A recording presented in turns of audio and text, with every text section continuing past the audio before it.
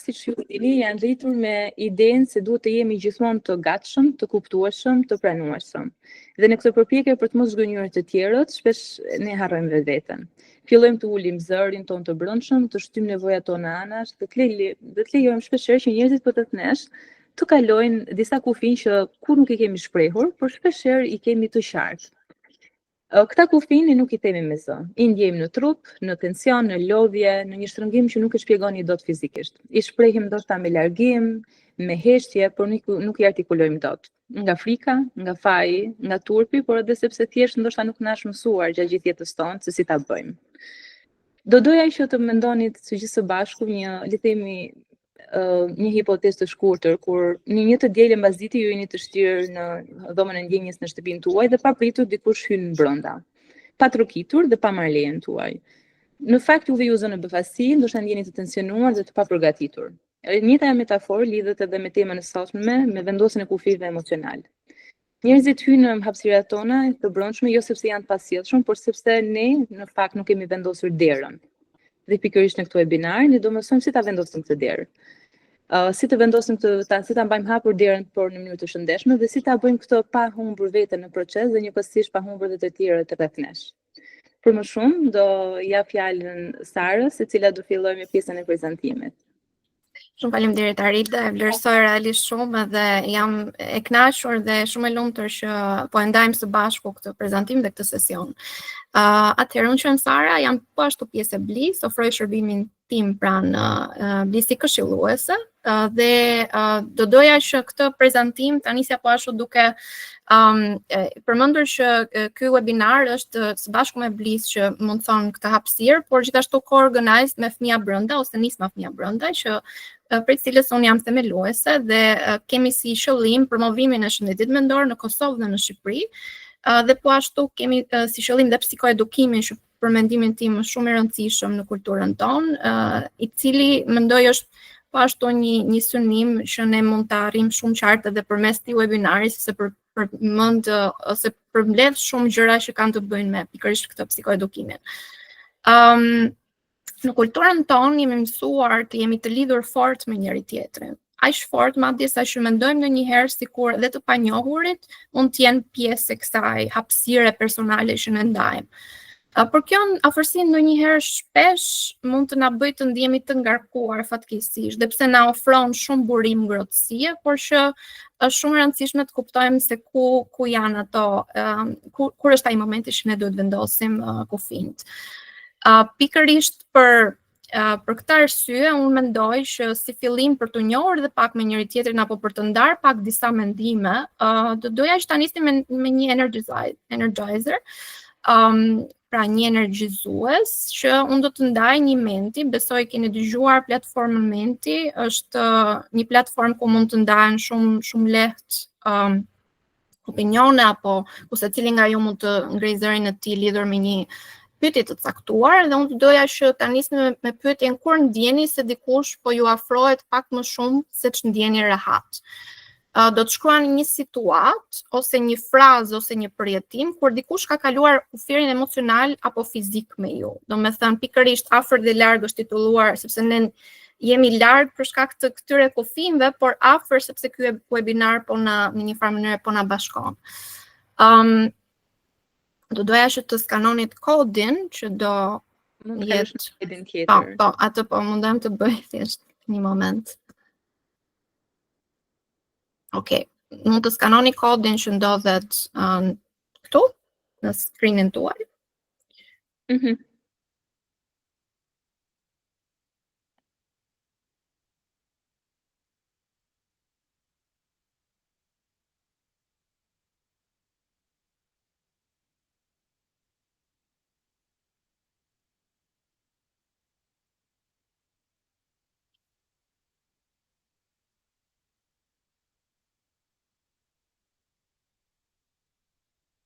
Japim pak kohë në mënyrë që secili nga ju t'i përgjigjet pyetjes së parë, siç e thash, shkruaj një situatë, frazë ose përjetim kur dikush ka kaluar kufirin emocional ose fizik me ty. Sara, të lutem bëj pak live sepse nuk hapet. Pra, Okej. Nuk hapet Menti? Okej, një moment.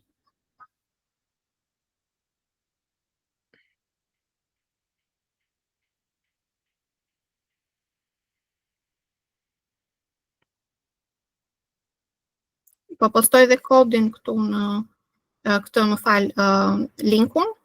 Po, E keni në chat, nëse është më lehtë të aksesueshme kështu.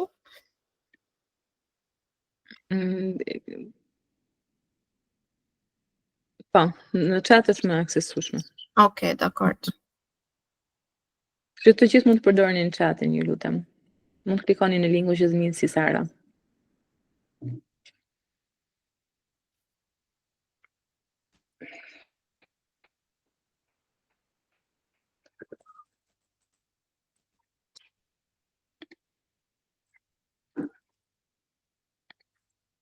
Po bëj prezent pikërisht përgjigjet që do të marrim.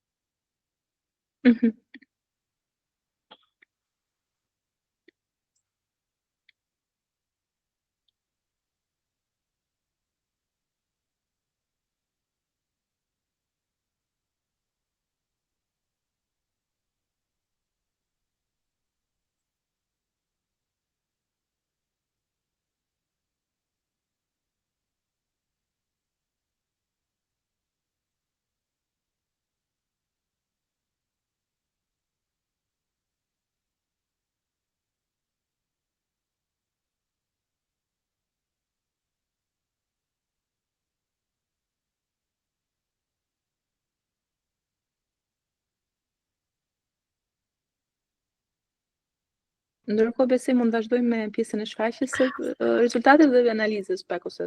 Okej, po. Vetëm një moment. Okej, dikush nga ju thot irritim, frikë, zhgënjim, mbi ngarkesë në punë, inat i pakontrollueshëm, arehati, prekje pa leje, çpate që u ktheve nga Amerika, të gjithë e kanë ëndër tjele. Okej, shumë interesante. Sikur nuk marr frym. U ktheve, zgjete punë andej. Okej, shumë interesante. Do doja që ti diskutonim pak duke u bazuar tek përgjigjet që ju dha, të diskutonim pak konceptin e gjerë të kufijve, pra të ndaleshim pak pikërisht tek këto përgjigje, por duke i dhënë pak kontekst më të gjerë.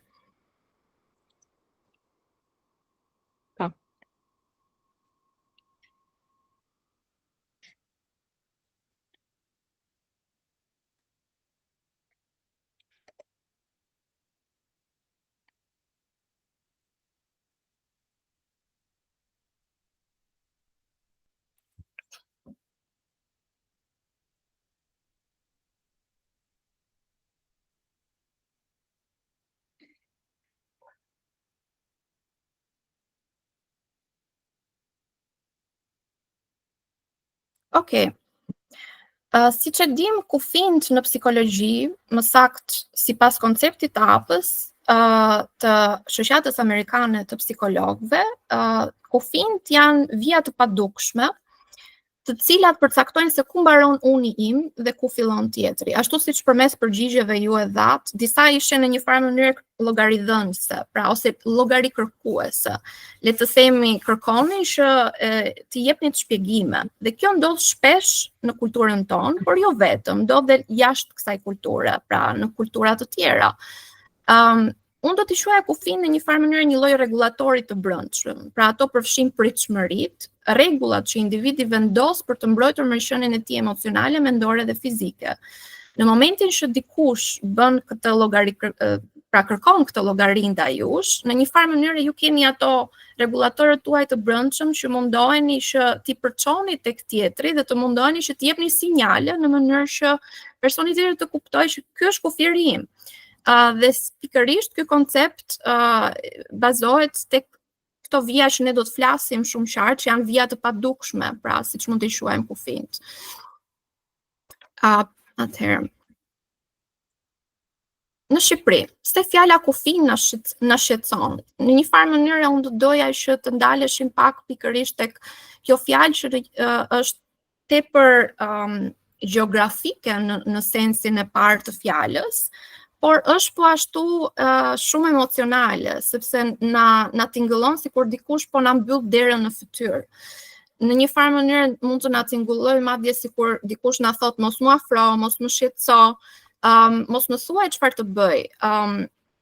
Në kulturën shqiptare kjo fjalë shpesh përjetohet si mungesë dashurie, por nuk është e vërtetë, domethënë nuk është refuzim, këtë duhet kuptuar. Dhe pse fakti që na duket sikur dikush na lë jashtë loje, është shumë e rëndësishme për të kuptuar që nuk është ajo që po ndodh, është thjesht dikush që po na jep një sinjal për të bërë një hap pak më mbrapa, sepse po ndikojmë te ky rregullator i tij brendshëm. Okej, Arilda, ta kaloj ty fjalën. Shpeshherë kur flasim në fakt për kufin, i referohemi kryesisht kufive që ne vendosim me të tjerët. Dhe shpeshherë shumë nga shembuj që edhe ju ke shkruar dhe ndat me ne dhe shumë faleminderit për këtë, ishin kryesisht si dhe Sara në formë llogaridhënie dhe në marrëdhënie me të tjerë. Por në fakt kufint i kemi në dy lloje. Kemi kufin intrapersonal që janë vendosja e kufinve brenda nesh dhe kufint interpersonal që janë kryesisht kufin që ne vendosim me marrëdhënie me të tjerët.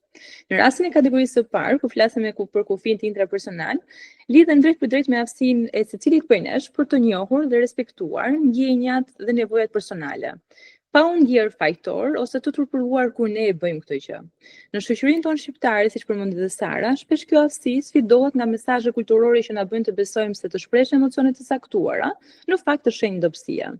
Për shembull, që në moshë të vogël përballemi me frazat e tilla si hesht, mos u llasto, je e vogël, mos fol, mblidhe veten çfarë janë këto mendime, të cilat në fakt na bëjnë të mendojmë se emocionet tona nuk janë shumë të vlefshme. Për shembull, nëse marrim rastin një adoleshenti që është duke përjetuar ankth dhe zgjedh që këtë ankth ta ndajë me të tjerët, shpeshherë ajo çfarë merr si përgjigje është pse ankohesh kur ti ke gjithçka dhe ne po t'japim gjithçka. Pra, unë si prind ty po t'jap gjithçka të mundur, si ka mundësi që akoma ankohesh. Duke bërë adoleshentin në këtë rast të ndjehet fajtor për emocionet e tij dhe duke penguar në një formë ato për vendosje kufi emocional të shëndetshëm, por dhe njëkohësisht për ta bërë ato të besueshëm që kam të drejtë të vendos kufin. Ndërkohë kur flasim për kufin interpersonal, referohet kryesisht në marrëdhënie me të tjerët, me familjarët, me prindrit, me miqt, me partnerët dhe me kolegët.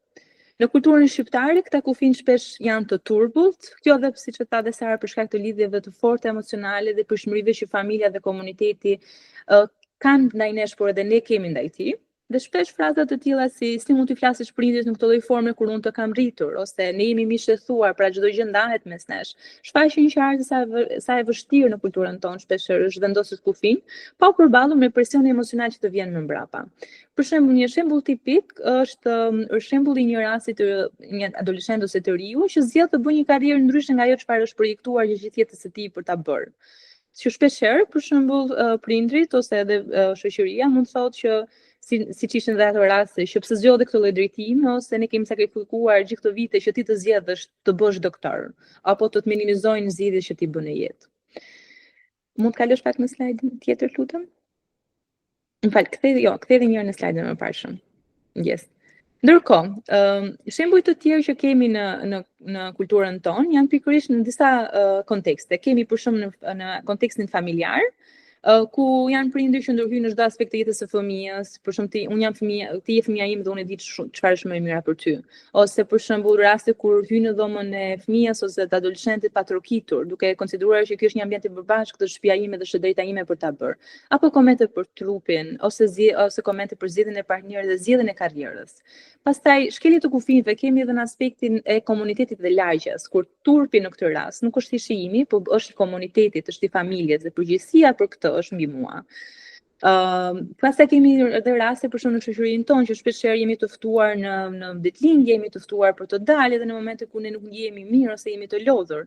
Dhe jam i sigurt që mes jush ka shumë veta që kanë thënë të paktën një herë po, pa dashur ta bëjnë këtë gjë, sepse i ngel qefi, sepse kanë një reagim ndryshe, apo edhe fakti që të tjerë ndoshta nuk e kuptojnë që ndonjëherë keni thjesht nevojë të qëndroni vetëm, jo sepse ju nuk i doni të tjerët, jo sepse nuk respektoni ata, por sepse në fakt keni nevojë për hapësirë personale.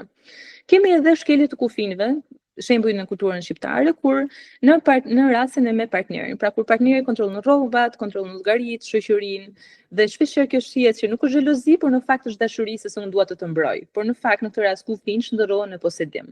Ose për shembull në raste të caktuara kur në marrëdhënie partneri fillon edhe nuk të jep kohë ose nuk lë hapësirë për veten. Dhe sigurisht kemi edhe rastin e fundit që është rasti i kufive që shkelen në ambientin e punës, qoftë për mosrespektimin e orarëve, qoftë për komente për marrëdhënie personale, pra kur ke ndërmend të martosh, jam e sigurt që është një nga pyetjet që shpesh e dëgjojmë, apo për gdhelje ose thirrje në mënyrë intime në punë, të cilat sigurisht që në pamje të parë quhen si sociale, por në fakt janë shkelje kufinsh. Pse nuk themi jo? Kemi dhe më pas një pyetje në fakt që do ja bëjmë pak më tutje, por dua ta mendoni edhe tani. Sa për jush mund mos ketë thënë jo, ose sa herë keni thënë jo në muajin e fundit për shembull. Dhe çfarë ju ka shtyrë që mos ta bëni këtë gjë? Dy arsye pse ne nuk themi jo shumicën e rasteve janë dhe themelore, por janë bazat kryesore, janë pjesa që kemi frikë nga refuzimi dhe nga braktisja, por edhe frika nga turpi dhe faji. Çfarë do thotë kjo? Do thotë që nëse unë zgjedh të jap prioritet vetes dhe të mos dal me shoqërinë time, papritur ka kujtuar shoqëria do fillojë të largohet. Personat nuk do jenë më aty afër, prindërit nuk do kenë më afër, familja nuk do kenë më afër. Dhe fillon që ti të bësh një lloj kompromisi duke hequr gjëra personale nga vetja në mënyrë që të ndihesh pjesë e një shoqërie. Dhe më pas është ajo që shpeshherë ne e themi shpesh në kulturën tonë, është pjesa e turpit publik, por edhe gjykimit nga të tjerët. Në kulturën tonë të thuash që nuk është thjesht refuzimi një kërkese, pra unë Sara më kërkon diçka dhe unë i them jo Sarës, në fakt nuk perceptohet si thjesht jo e ime ndaj Sarës, por perceptohet si kur unë po mohoj ose po i them jo gjithë personi, pra gjithë kolegës time ose Sarës si njëri, jo ndaj kërkesës së saj. Dhe kjo në fakt lidhet shumë me rrënjët tona kulturore, mënyrën se si jemi lidhur, pra kur refuzimi merret si mungesë respekti, dashuri ose mosmirënjohëse. Dhe e thash që në fillim që nga fëmijëria mund të jemi rritur me këtë idenë që duhet të ruajmë faqen në thonjza, faqen e bardhë ose duhet të sillemi në mënyrë të mirë, që të kemi persona të mirë, duke sakrifikuar ndonjëherë dëshirat dhe kufin personal në mënyrë që të ruajmë imazhin e familjes, por edhe imazhin tonë. Presioni për të mos i zgënjur të tjerët bën që këtë jon të mos jetë kaq e thjeshtë, kaq e lehtë për të shqipëruar edhe atë kur është e nevojshme. Dhe frika nga turpi dhe faja përforcon të më shumë, sidomos kur në të pandërgjeshmën tonë edhe pa qenë aktive është gjithmonë çfarë do thonë njerëzit. Kur në fakt pyetje kur në momentin që ne na bëhet si pyetje, nuk është thjesht pyetje, është një paralajmërim i thjeshtur që sjell pasojë qoftë emocionale dhe sociale. Nëse thuhet jo në këtë rast, shpesh rrezikohemi të perceptohemi të pashpyrt, mosmirënjohës apo edhe egoist. Dhe faji nga ana tjetër bëhet një zë i brëndshëm që na bën neve shpesh herë përgjigjës për ndjenjat e të tjerëve. Dhe edhe atëherë kur nuk është e duhura. Pra, është ideja që është e vështirë të vendosë kufin, është ideja që është e vështirë të mbash kufin në momentin që i vendos ose që ndryshmëria ka të bëjë, dhe sigurisht le të themi ajo çfarë duhet mbash mbi supë është gjykimi se nga të tjerët si egoist ose si personazh individualist. Por njëkohësisht edhe që të mos të preki kjo personalisht se si do ndihet tjetër në vendosjen e kufive personal. Por për më shumë për ta lidhur pak edhe me kulturën, i jap fjalën kolegës time. Shumë faleminderit Arilda, ishte shumë insightful e gjithë pjesa që diskutuam për kulturën e turpit dhe të fajit.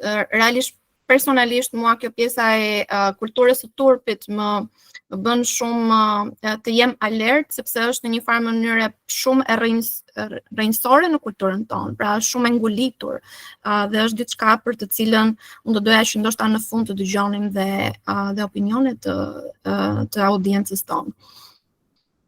Okej. Lëm pak, unë kam lënë linkun e mentit, kështu që kushdo që dëshiron të ndaj opinione, kemi edhe 2 pyetje të tjera që janë pjesë e mentit. Njëra prej tyre, në mos gaboj, është a kemi në shqip fjalë për të cilat vetëm një moment. A kemi në shqip fjalë për të vendosur kufin pa u ndier si të ftohtë ose si të këqij. Domethënë, kjo është pyetja që mund t'i përgjigjeni gjatë periudhës që ne do jemi duke bërë prezantimin, dhe do të diskutojmë në fund. Dhe kur ka qenë hera e fundit që ke thënë jo. Pra, këto 2 pyetje mund t'i jepni përgjigje në momenti dhe gjatë periudhës që ne bëjmë prezantimin, i diskutojmë dhe në fund. Sara, vetëm jepi të drejtë që të kaloj tek next question, të lutem. Si Arilda, nuk të dëgjova më vetëm tek menti jepi të drejtë që pjesëmarrësit të kalojnë. Pa. Okej, ja një moment.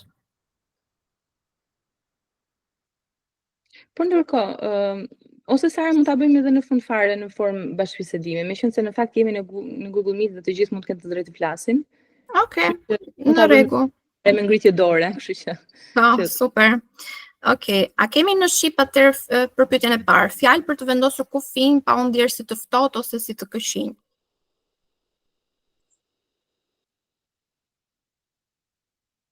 Nëse dikush ka një ide apo dëshiron që Mendoj, jam Bruna, hello. Përshëndetje Bruna. Mendoj që fjalët magjike janë mjaftueshëm. Edhe një fakti përqasje, jo domosdoshmërisht fjalë. Okej, e kuptoj. Po, bën shumë sens.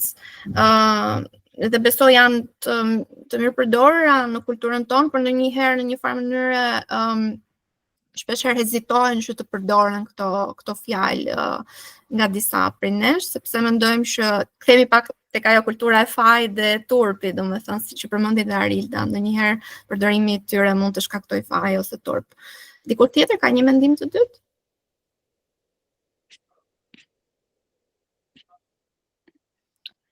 Përshëndetje. Përshëndetje. Unë e kam emocionale, kështu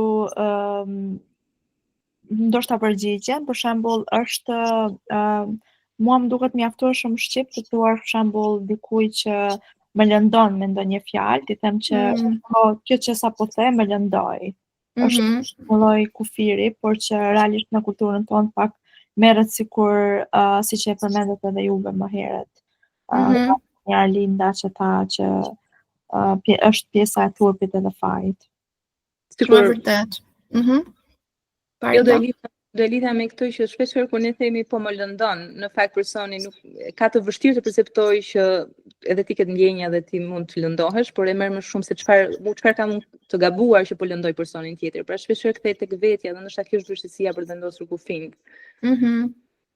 Shumë e vërtet. Në fakt, faleminderit Alba që ndave këtë mendim me ne, sepse unë në fakt doja të përmendja edhe pak komunikimin asertiv në këtë rast. Unë mendoj që kjo që ti përmende ka të bëjë shumë me të qenit asertiv dhe guximshme. Në momentin që ti shpreh ndjenjat e tua, vendos një lloj pozicioni dhe je aty për t'i thënë tjetrit që shiko, kjo gjë që ti po bën, po kalon atë kufirin tim dhe është duke më lënduar. Është shumë jo e zakonshme që të ndodhi në kulturën tonë, por unë mendoj që duhet të filloj të bëhet disa persona të bëhen një shembull, apo ne të fillojmë vetë si le të themi edhe pas këtij webinari apo qoftë edhe nga një insight që merrni diku, të filloni të përdorni ndoshta këto shprehi, sepse ju ndihmojnë për të vendosur më qartë kufin. Po gjithmonë për pjesën e vendosjes më qartë të kufive do flasim edhe pak në fund. Okej, të vazhdoj Arilda, mendon që është okej?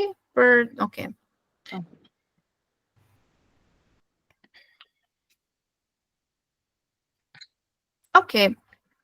Kjo është pjesa në fakt një ndër pjesët e mia të preferuara, kafja si institucion social. Nuk e di nëse çfarë sensi ju jep kur përmendim fjalën kafe, ose çfarë mendimi ju vjen në mendje kur përmendet hapësira që ne duam kaq shumë, kaq fort, shumica prej nesh të paktën kafen. Është një rit ditor joni dhe është një hapësirë ku ne ndajmë shumë gjëra së bashku. Janë të trashëguar kafet në Ballkan, në fakt kafenet ose pirja e kafes është trashëguar nga periudha osmane dhe konsiderohet sipas studimeve si një third place apo si një hapësirë jo shtëpiake kur njerëzit bliten rregullisht për të ndjerë të përfshirë në komunitet dhe për të ndarë ide, emocione në një ambient më relaksues. Por që ka një por. Është një presion pak sociokulturor kjo pjesa e kafes, do thoja është një ritual shumë i këndshëm, shumë i bukur ku ne ndajmë ato shqetësimet tona, por është një hapësirë ku dhe një ftesë që na bëhet shpeshherë ku neve ndihemi në presion social. Pra në një farë mënyrë ne ndihemi sikur nëse nuk e pranoj këtë ftesë, unë do jem fajtor, apo duhet të turpërohem, apo duhet të është ajo fear of not showing up, por në të njëjtën kohë është një lloj ndjesie sikur duhet të jesh gjithkohës në dispozicion. Dhe kjo gjë na konsumon, na shkakton shumë lodhje dhe mosardhja, pra mungesa e jon perceptohet sikur shoh nga shoqëria, por shoh dhe nga ne, perceptohet si diçka që shiko se nuk është e duhur, apo ky person po më refuzon, po më bën blok. Dhe ndërkohë ne mund të jemi thjesht duke marrë një hapësirë tonën për vetë reflektim, mund të jemi me familjen, mund të jemi duke pushuar, pra ka shumë arsye që ne mund të mos shkojmë te kjo, mund të mos marrim këtë ftesë.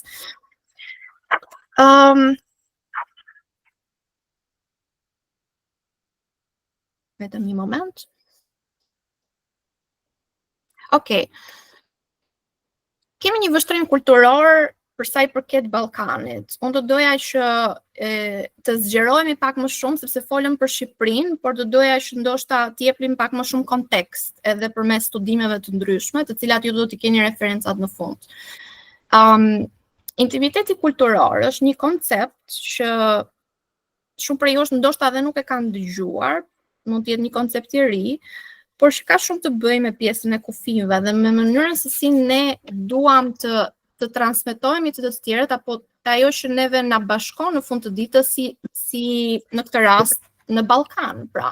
Çfarë neve na bashkon si rajon. Është një ndjesi e afërt që ndajmë me njëri tjetrin si pjesë të njëjtës kulturë. Dhe kur është e vështirë ta shpjegojmë me fjalë. Shembuj mund të jenë për shembull mënyra se si flasim për turpin. Mund të jenë si komentojmë të tjerët, si jetojmë marrëdhënien me familjen apo me të huajt. Pra, këto mund të jenë shembujt më të zakonshëm që ne mund na përcaktojnë intimitetin kulturor.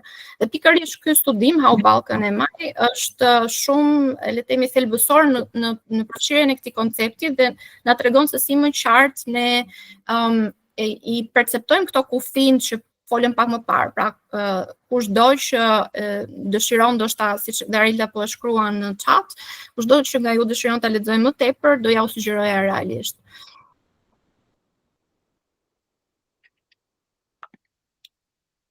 Okej. Tani do doja të ndalesha pak dhe tek një shembull i dytë dhe i fundit për mua. Është shembulli i një diskutimi të një libri. Një libër që vjen nga një autor shqiptar, i cili flet pikërisht për këtë që ne jemi duke diskutuar sot, si kuptojmë neve kufin në Ballkan dhe çfarë për të kanë qenë kufin si një eksperiencë e parë si emigrant. Gazben Kaplani është një autor shqiptar që shkruan një autobiografi, A Short Border Diary, ose në shqip Ditari i shkurtër kufinsh.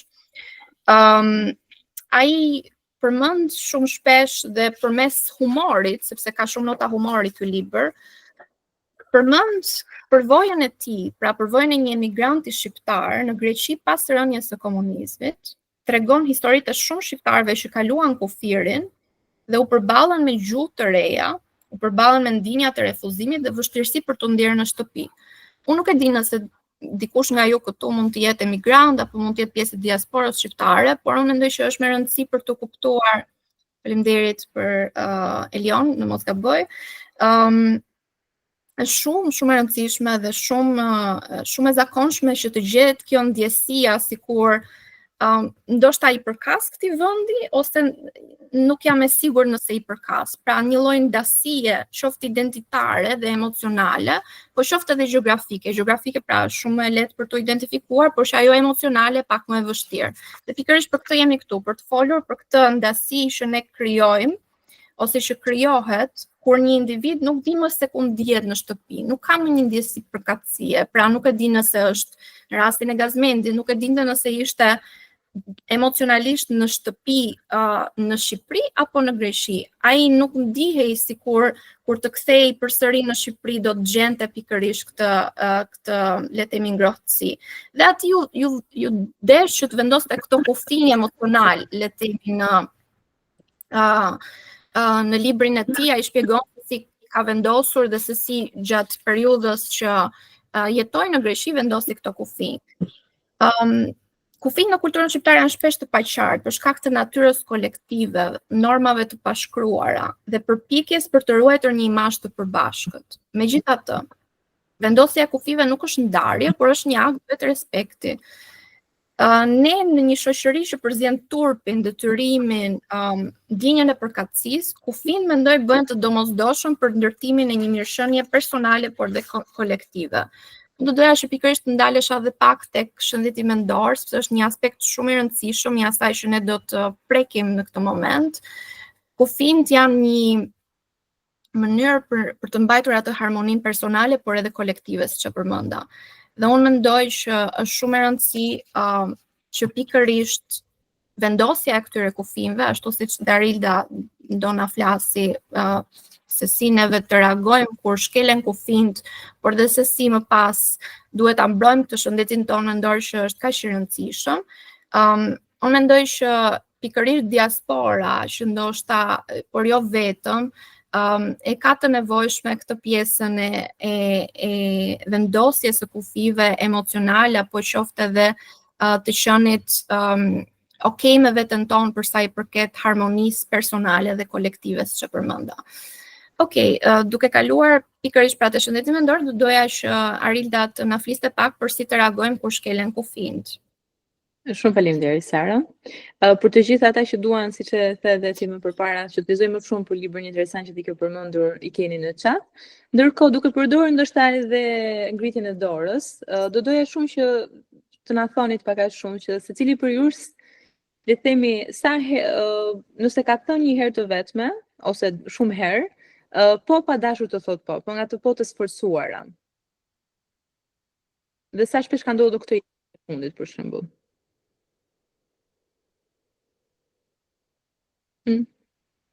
Në ditë sot keni thënë po të sforcuar?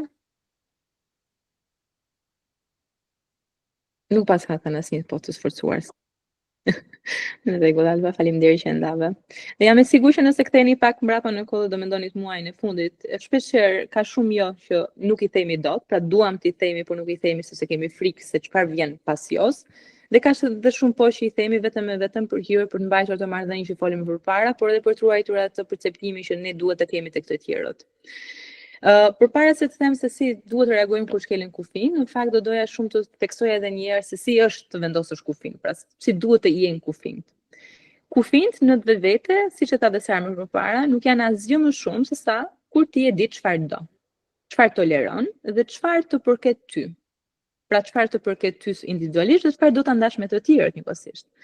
Në këtë rast vendosja e kufitve bëhet më shumë, është aq e natyrshme, siç ju po e thonit edhe me këto termat e mirësjelljes në fakt, dhe nuk është më zgjedhje, por është thjesht një mënyrë reagimi natyral. Është pikërisht atëherë kur ti nuk ndihesh më i detyruar të shpjegohesh pafund ose të kërkosh leje për të larguar ose për të mos u përfshirë në ambiente të caktuara. Është atëherë kur ti e di se cilat situata të lodhin, dhe cilat situata në fakt të japin më shumë energji, dhe jam shumë e sigurt që shumë prej jush ka momente ose ka edhe ndërveprime që e lodhin emocionalisht, por ka edhe ndërveprime që japin dhe më shumë energji në momentin që ta bëjnë pjesë e këtyre aktiviteteve.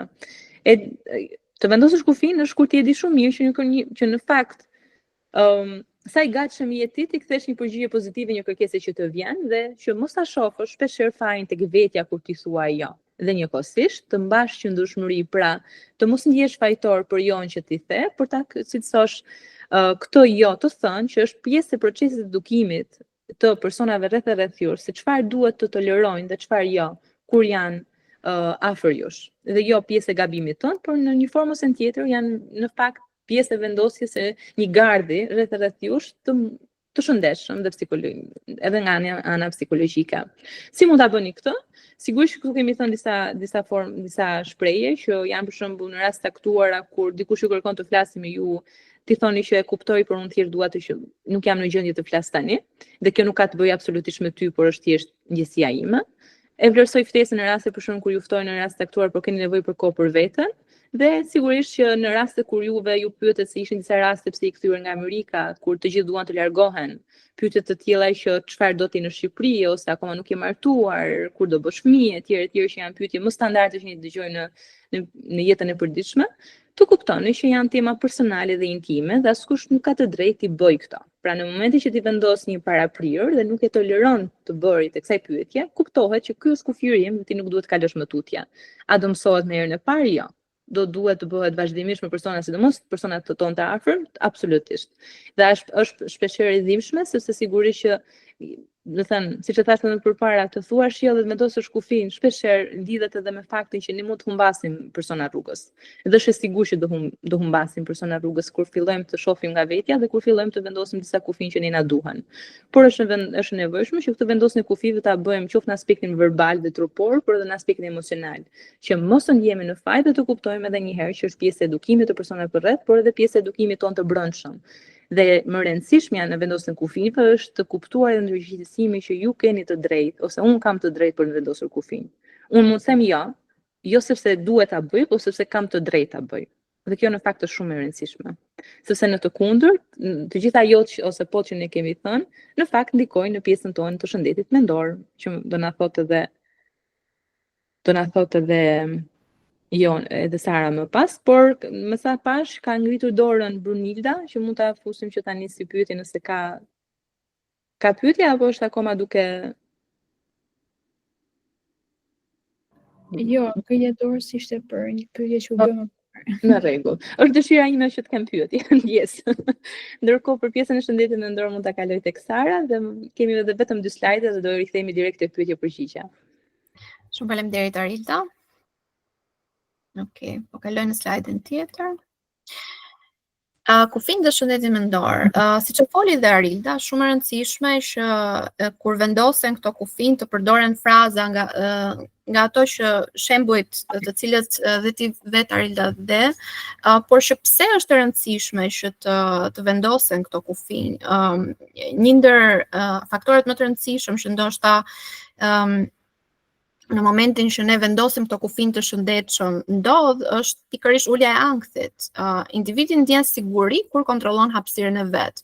Pikërisht në momentin që ju këtë rregullatorin e brendshëm tuaj e respektoni, pra respektoni në një farë mënyre këto vet kufin që i keni vendosur për veten tuaj, dhe ankthi rrjedhimisht do të ulet. Rrisim vetvlerësimin. Pse rritet vetvlerësimi? Rritet sepse ti ke të drejtë të zgjedhësh për veten tënde. Pra shumë e rëndësishme që të kuptosh që në momentin që neve kemi mundësinë për të respektuar këtë hapësirën që i kemi vendosur vetes tonë, ndihemi pak më confident, pak më okay me veten tonë. Ndihemi sikur prit pak, unë mundem të arri këtë dhe mundem që në një farë mënyrë ta ruaj këtë hapësirën personale që i kam vendosur vetes time. Forcojnë marrëdhëniet. Lidhjet ndërtohen mbi respekt dhe jo mbi pushtet. Patjetër që është shumë e rëndësishme që neve të kuptojmë që në marrëdhënie të shëndetshme ekziston në një farë mënyre respekti ndërsjell dhe në momentin që ne përmendëm pak më parë në bashkëbisedimin me Albën, pikërisht komunikimin asertiv. Në momentin që neve fillojmë të praktikojmë pak më qartë pjesën e komunikimit asertiv, mendoj që është shumë e rëndësishme që neve të japim vetes pak hapësirë për t'i thënë ato, qoftë edhe jon që përmendëm, por qoftë edhe pon kur duhet. Në momentin që ne vendosim që nuk duam të realizojmë diçka, patjetër që personi që kemi përballë duhet na respektojë, sepse respekton mbi të gjitha atë rregullatorin tonë të brendshëm. Largojmë fajin e brendshëm të tepruar. Folëm shumë për turpin dhe për fajin dhe shumë e rëndësishme që neve t'i përdorim kufin apo t'i vendosim kufin në mënyrë që kjo joja të bëhet e shëndetshme dhe të jetë pjesë e vetë kujdesit tonë, ajo koha jon për self-care, pra. Çfarë ndodh pasi vendosim kufin? Kemi më shumë energji mendore për gjëra të tjera, si rritja e empatisë, po ashtu, sepse është shumë e rëndësishme të kuptohet që në momentin që neve vendosim sa më shumë kufin, në një farë mënyrë mund të arrisim empatinë shumë qartë, sepse krijojmë hapësirë për veten tonë dhe krijojmë atë, nuk kemi pra një lloj ndjesie burnouti apo konsumimi. Sepse në momentin që neve duket sikur okay, po themi po për këtë, po themi po për atë, jemi duke thënë gjatë gjithë kohës, po kjo gjë na merr shumë energji dhe gjatë gjithë kohës është diçka që neve do donim që ta realizonim ndoshta një aktivitet, por që është diçka që vetkujdesi jon nuk na e lejon. Dhe marrëdhënie më të sinqerta dhe pa barr. Pra, marrëdhëniet bëhen shumë më të sinqerta dhe bëhen shumë më easy, pra kanë më shumë flow në momentin që neve krijojmë këto kufin dhe personi tjetër e di se çfarë të presi nga ne apo to expect from us në këtë sens në momentin që ne vendosim pikërisht këto kufin. Okej. Arilda? Po, shumë faleminderit Sara. Ndërkohë mund ta kalosh slide-in, lutem? Po. Atëherë për ta përmbyllur, sepse kjo nuk do marrë shumë kohë. Ne themi që ne gjatë gjithë sesionit thamë se si mund vendosim kufin, por e kuptojmë shumë mirë që nuk është një gjë që bëhet me një herë, nuk është një gjë që është aq e lehtë dhe shpeshherë kemi nevojë edhe për ndihmë të jashtme për të vendosur kufin e shëndetshëm rreth nesh. Dhe kur ndodhin ato raste, ndodh pikërisht kur kur ndjesia e fajit për pse vendosim kufi është aq e madhe sa nuk na lejon dot që ne të jemi të lirshëm në marrëdhënien që ne kemi, kur të tjerët vazhdimisht i kalojnë kufin edhe pasi kemi shprehur dhe është e vështirë që ne t'i mbajmë ato, kur marrëdhëniet e ngushta që ne kemi krijuar kanë kryesisht janë të lidhura me frikën, me presionin, me turpin apo dhe shfrytëzimin emocional dhe kjo çdo kush e ndjen, dhe kur jemi emocionalisht të raskëpitur, por në fakt pa një shkak të qartë. Apo edhe në raste kur shpeshherë ndjejmë që kemi në thonjza të gjitha ato gjëra që ne kemi perceptuar që donim, por prapë nuk jemi të lumtur. Apo edhe në rastet kur ndjejmë që jemi duke u kthyer në persona që janë gjatë gjithë kohës duke dashur të marrin aprovimin të tjerëve ose përqyeshmërinë e të tjerëve dhe kemi shumë të vështirë mendimin ndryshe, kemi shumë të vështirë kur të tjerët nuk na pranojnë nëse ne nuk bëjmë ashtu siç ata kërkojnë, sidomos në lidhje me kufijt. Sigurisht që në të gjitha këto, në lidhje me shëndetin mendor mund ndikoj terapi, mund ndihmoj zhvillimi psikologjik ose terapia, qoftë në ripërcaktimin e kufinëve, rrënjosjen e vetvlerësimit, sepse ka të bëjë shumë me vendosjen e kufinëve, zgjidhjen e konflikte të brendshme midis asaj që është vetë dashuria dhe lirisë, por edhe marrëdhënieve që ne krijojmë, edhe sigurisht edhe ndjenjave të perfeksionizmit dhe marrëdhëniet me të tjerët. Për të gjithë ju që tashmë jeni bashkuar, të gjithë këtë ndihmë në fakt mund ta merrni dhe mund ta klikoni në Bliss. Që Bliss, për gjithë ata që ndoshta nuk e njohin, por edhe ata që e kanë njohur, është platforma e parë shqiptare për terapi online. Është një platformë që është në fakt e ndërtuar me qëllim për ta bërë ndihmë psikologjike të aksesueshme të sigurt për të gjithë. Dhe si funksionon platforma në mënyrë të thjeshtë dhe intuitive, kur përdoruesi krijon një llogari me emër të vërtetë ose anonim dhe zgjedhin nga psikologët që në listën në gjëra të profesionistëve, në varësi të tematikës që ai po vuan, por edhe në varësi të qasjes ose edhe aftësive le të themi profesionale të psikologut. Seancat mund zhvillohen nëpërmjet audios, nëpërmjet videos, por edhe nëpërmjet chatit. Dhe për të gjithë ju që jeni prezant këtu, kemi një dhuratë të voçkël, e cila lidhet me një promo kod që të gjithë ju që dëshironi të provoni një seancë këshillimi psikologjik mund të përfitoni 20% ulje me promo kodin Bliss20 në seancën e parë. Pra, nëse bëni Bliss20, edhe nëse nuk e shënoni dhe nuk e mbani mend, të gjithë mund të përfitojnë 20% ulje. Në fakt ne jemi diku nga fundi, por që gjithsesi është e rëndësishme për të vendosur që, siç e thamë dhe në fillim, që a ka mënyra të shëndetshme për të thënë jo dhe për të ruajtur veten identitetin ton pa pasur nevojë që të mohojmë tjetrin. Dhe të dyja jemi dakord që një shoqëri që përzihen turpin, detyrimin dhe ndjenjen e përkatësisë, kufi në fakt bën të domosdoshëm për ndërtimin e një mëshirë personale dhe kolektive. Shumë e vërtet, shumë faleminderit Arilda për këtë sesion, edhe unë do doja në fakt të ndaleshim në 10 minutat e fundit te pjesa e pyetjeve. M'fal, Alsara, kemi mundësi ta shtojmë edhe më pak për ata që kanë pyetje. Okej, në rregull. Dakord. Okej. Duke falendruar që gjithë për kohën, do dënim shumë që në fakt nëse keni qoftë edhe një mendim ose një situacion ose një reflektim ose diçka të lidhur me kufijt që mund ta ndani me ne, qoftë edhe jo vetëm pyetje në fakt. Patjetër, çdo koment, sugjerim, çfarëdo lloj gjëje që juve ju ka ardhur në mendje gjatë prezantimit dhe keni dashur që ta shprehni me ne, keni tani mundësinë për ta bërë dhe ju ftojmë. Po, Elian. Po, përshëndetje. Doja të kërkoja një këshill ndoshta në lidhje me kufijt. Po.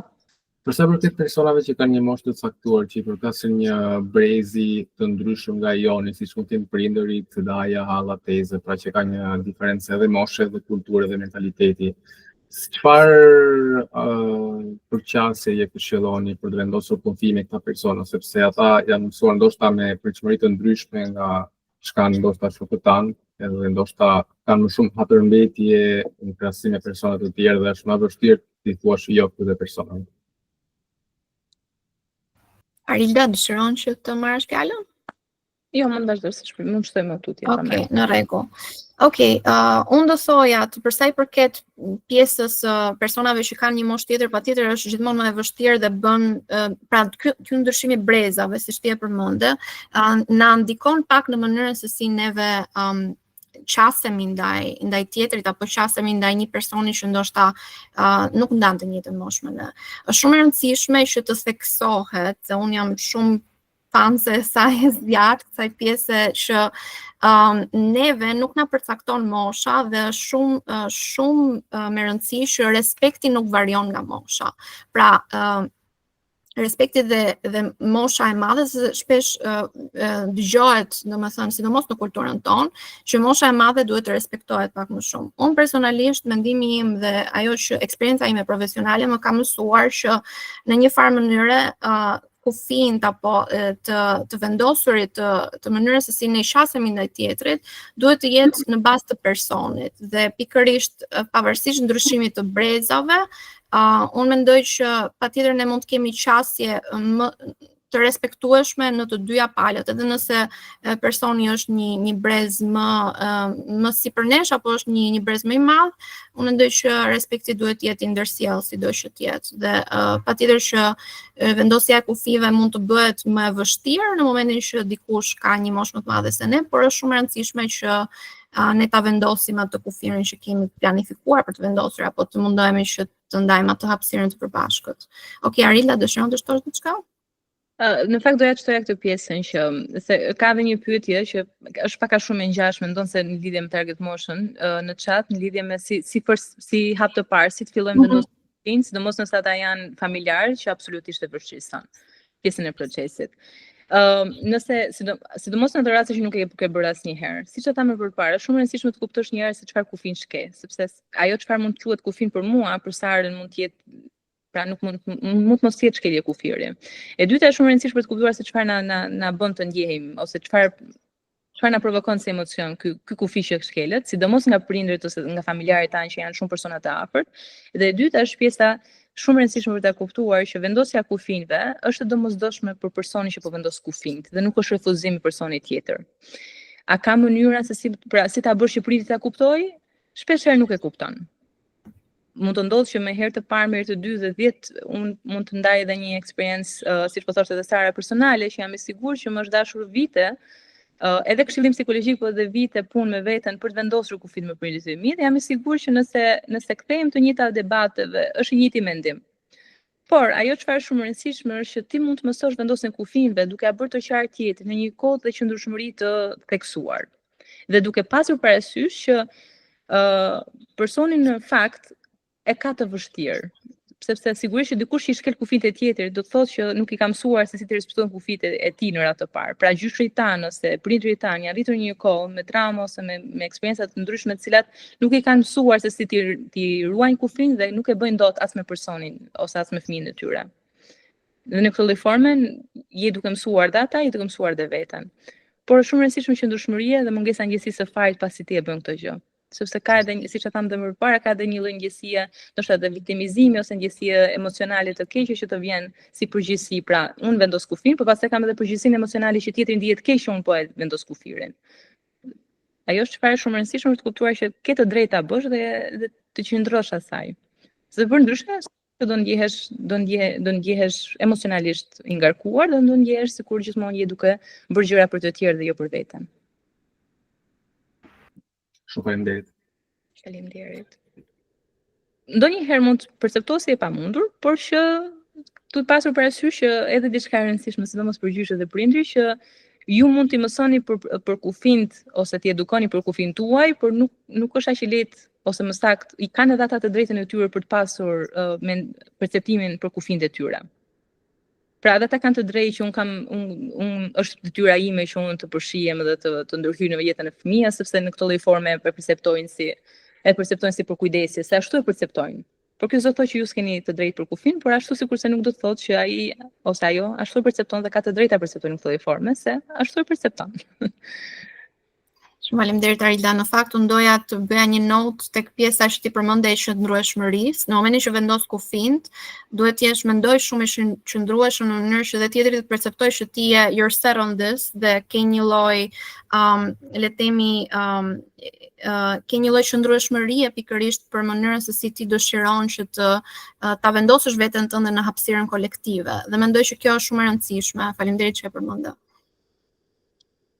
Faleminderit. Dikush tjetër?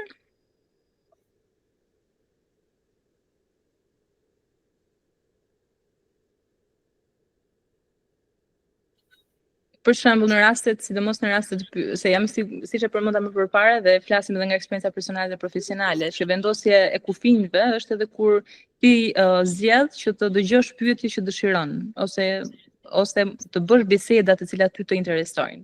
Dhe kishte edhe shumë shembuj që ju dhat më përpara që çfarë pyetjesh ju bëjnë qoftë në lidhje me marrëdhënien personale ose me eksperiencat për jetën. Edhe nëse mendoni si zakonisht e ndaloni një pyetje të tillë. Sa për nxitur pakurreshje me qenë se nuk kemi pyetje. Për shumë për vajzat pyetja më standarde është kur do martohesh, edhe nëse ke arritur një aspekt profesional shumë të madh, duket sikur kjo zhvlerësohet vetëm se ti nuk ke gjetur një partner ose nuk je martuar, ose nuk ke pasi martohesh nuk ke fëmijë, dhe nuk merret parasysh pjesa sigurisht edhe karrierës profesionale ose arritjeve të tjera. Si mund të jetë për shembull një formë reagimi ose që ju mund ta keni përdorur?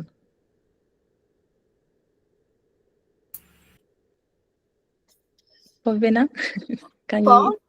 Nëse më të flasë, kjo pjesa për gocat është goxha e përhapur, që edhe nëse ka arritur shumë gjëra në jetë, ose pavarësisht se ti ka arritur, po prapë nuk je kënaqur me ato që ka arritur, dhe je duke punuar.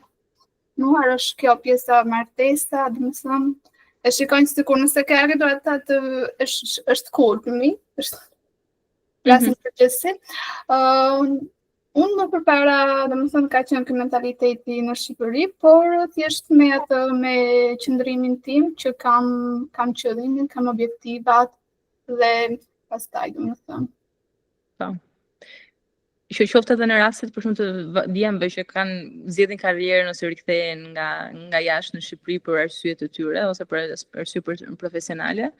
Është pikërisht këto raste që se kufin e thamin, kufin me të tjerë dhe kufin brenda vetes, po kufin është edhe pikërisht kur ne zgjedhim që kjo gjëja mos të na ndikojë siç edhe ti përmendë Vena. Pra kur ti zgjedh edhe diferencon që çfarë mua po më pyetet, në fakt nuk ka të bëjë me mua, por ka me personin që po bën pyetjen. Edhe pse duket kështu si klishe, por në të vërtetë është më së vërtetë. Po, është edhe pjesë e mindsetit që kanë njerëzit, pjesë e mentalitetit që janë rritur. Sara, nëse ke diçka për shtuar dhe nëse asnjë nuk ka pyetje? Në fakt, unë doja të ndaja një shembull personal. Okej, dikush ka një pyetje dhe nëse martohesh, pyetje numër 1 kur do bësh fëmijën e parë, pastaj fëmijën e dytë. Okej, në rregull. Për sa i përket pjesës që diskutuam, domethënë që pyetjet janë të shpeshta dhe në një farë mënyrë nuk mbarojnë. Pikërisht më fal Sara, më shumë më përmend që në fakt duke qenë se janë gjëra që na ndodhin për ditëshmëri dhe janë bërë natyrale, nuk i marrim si shkelje kufinsh, por siç ju e përmendët ju të gjithë përmendët në fillim, janë shkelje kufinëve. Dhe shumë e rëndësishme për të identifikuar edhe se çfarë kufinç kemi dhe ku na shkelen ato dhe si të reagojmë për tyre. Okej, unë doja të ndaja në fakt një shembull personal që pikërisht më ndodhi sot, ishte shumë e çuditshme, domethënë pikërisht sot dita që do të flisnim për këtë temë, ndodhi një shkelje kufinsh dhe mënyra si reagova në fakt mund të vi pak le të themi agresive, dikush nga ju pyeti për pjesën e brezave, ndryshimit të brezave. Unë deshi të bëja një reagim ndaj nënës time, sepse në një farë mënyrë shkeli kufin në një marrëdhënie tjetër që unë kam me motrën time. Dhe mënyra si reagova për të ju duk sikur unë isha nervoze apo sikur unë po tregoja një lloj agresiviteti ndaj saj, por në fakt unë thjesht po mundosha të isha asertive për mënyrën se si do doja që le të themi marrëdhënia ime me të funksiononte. Dhe mendoj pikërisht te kjo ndryshimi i brezave, shumë e rëndësishme që përpos kësaj, sepse u përmend, përpos faktit që le të themi ndryshojnë brezat apo ndryshon mosha, ndryshon mënyra se si perceptojmë mentaliteti gjërat, unë mendoj që në momentin që neve vendosim atë hapësirën tonë të qartë apo mënyrën se ku duam të pozicionohemi, qoftë në familje, në rolin tonë, në shoqëri, mendoj që edhe nëse nuk respektohet apo edhe nëse perceptohet si diçka një mungesë respekti, nuk duhet ta marrim si diçka që të na lëndoj, apo nuk duhet ta marrim si diçka që të na prek i thellë në atë qenien tonë, sepse ndonjëherë pikërisht ajo që tha dhe Arilda është për faktin që kufijt kanë të bëjnë vetëm me veten tonë dhe mënyra se si të tjerët reagojnë ndaj asaj që neve le të themi po vendosim në një hapësirë të përbashkët, mendoj që është një projektim i tyre në shumicën e rasteve dhe pikërisht këto projektime ndodhin dhe për faktin që ata mund të jenë duke përjetuar ndoshta një trigger apo mund të kenë një reaksion ndaj një ngjarje të kaluarës së tyre dhe jo çdo gjë lidhet me ne në reagimet e tyre, por për mendimin tim shumë e rëndësishme që ajo që tham, që të ruajmë shëndetin tonë mendor, të vendosim ato mënyrën e duhur se si ne duhet ta mbrojmë veten përmes këtyre kufijve. Faleminderit Sara.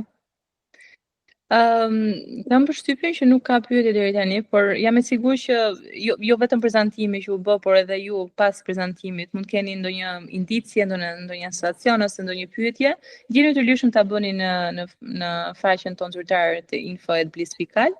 Dhe sigurisht jeni të ftuar që ta shikoni edhe website-in, edhe Blissin, edhe jeni të lëshëm të komunikoni, të veproni dhe bëni çdo pyetje që ju dëshironi. Nga ana tjetër, keep in touch, se do kemi edhe sigurisht edhe webinaret e tjera që do vinë rrugës, por mesazhi i fundit ndoshta që unë do thoja nga ana ime është që nëse në momentin caktuar ndjeni indicien që e parë të thuash jo, pra kjo është ajo intuita e parë si në zgjedhjet e provimit që ti e ndjen që është ajo përgjigjja e saktë, edhe në rastin e kufive, nëse ju ndjeni thoni jo, mos e mendoni dy herë, sepse do thotë që realisht trupi, mendja dhe gjendja juaj emocionale po ju thot diçka. Faleminderit. Faleminderit Arilda, ishte shumë kënaqësi që ndava këtë webinar me ty, ky sesion mendoj që ishte shumë insightful për ne vetë, por edhe për ju që na u bashkuat, mendoj shumë gjëra që ndoshta nuk diskutohen në përditshmëri, u diskutuan sot dhe uroj që të paktën qoftë nga ju dikush nga ju të ketë marrë një lloj indicie për të bërë një ndryshim, ndoshta në përditshmërinë e tij, por qoftë edhe për të marrë një hap, sepse dikush nga ju pyeti si mund të nisim, si mund të nisim pikërisht këtë vendosjen e kufijve. Unë mendoj që nisja mund të jetë thjesht një hap i vogël, për shembull një dëshirë për të ruajtur atë vetë kujdesin tënd apo hapësirën tënde personale dhe thënia e një joje apo qëndrimi në shtëpi nëse për ty kjo funksionon më mirë dhe marrja e kohës për veten tënde. Ju falenderoj pafund dhe uroj që të shihemi në webinare të tjera. Faleminderit gjithëve. Mirupafshim. Mirupafshim. Faleminderit gjithë të mirë. Gjithë të mirë. Faleminderit. Faleminderit Vena. Mirupafshim. Mirupafshim. Mirupafshim. Ne do qëndrojmë këtu t'i përcjellim të gjithë, kështu që.